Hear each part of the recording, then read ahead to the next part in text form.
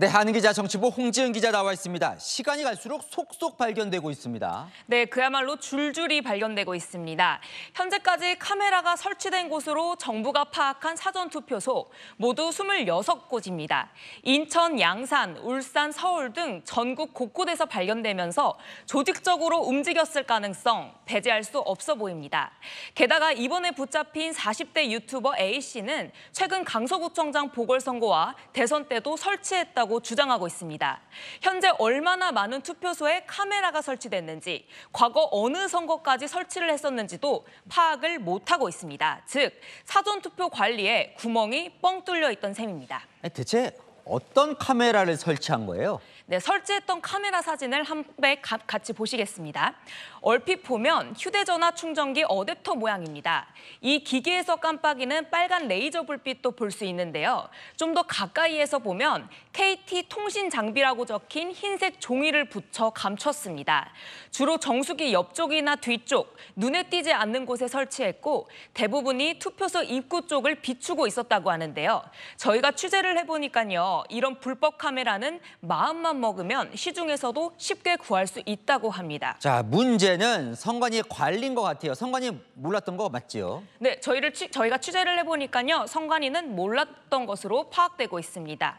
경남 양산의 경우 청소원의 신고로, 울산에 역시 복지센터 직원의 신고로 발견이 됐습니다. 유튜버 A씨는 지난해 10월 서울 강서구청장 보궐선거 때와 2년 전 대선 때 촬영한 영상을 자신의 유튜브에도 올렸는데요. 그런데도 선관위는 모르고 있었던 겁니다. 오늘 공식 입장을 밝히면서도 카메라 설치 목적이나 장소, 수량 등은 경찰 수사 결과에 따라 밝혀질 것이라고 했습니다. 자, 선관위 책임 맞습니까? 네, 제가 보기에는 맞습니다. 선관위 설명을 한번 드리면요. 사전투표소 설치는 다음 달 4일부터고 관리감독 책임도 그때부터 있었다고 이야기를 합니다.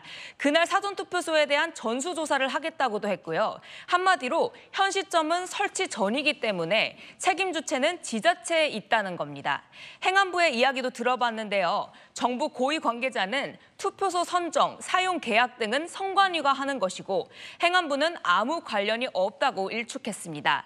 범인의 주장대로 지난 대선 때와 지방선거 때 설치된 것이 사실로 드러난다면 선관위가 책임에서 자유로울 수 없는 건 분명해 보입니다.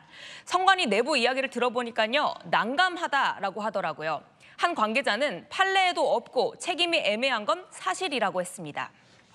자꾸 선관위가 지금 논란인데 이번이 처음이 아니에요. 네, 처음이 아닙니다. 2년 전 대선 사전투표 당시 소쿠리 투표 논란이 일면서 관리부실 난맥상이 드러난 바 있습니다. 놔두고 가라냐고 놔두고 가라니 말이 돼요? 그래서 봉투를 한번 열어봤더니 이미 봉투에 이게 들어있더라 그 얘기예요. 그럼 이거는 어떤 사람이 한 건지 안 한 건지는 모르겠지만 네, 이때도 법에 따라 실행했기 때문에 잘못된 게 없다고 책임 회피 논란이 나왔고요. 지난해에는 보안 자체 점검 결과 100점 만점이라고 국정원에 통보했다가 국정원의 점검에서 해킹에 허술하다는 결과가 나오기도 했습니다. 자, 이제 사전선거 딱 일주일 남았거든요. 사전투표에 큰 지장은 없겠습니까? 네, 사전투표는 다음 달 5, 6일에 시작됩니다.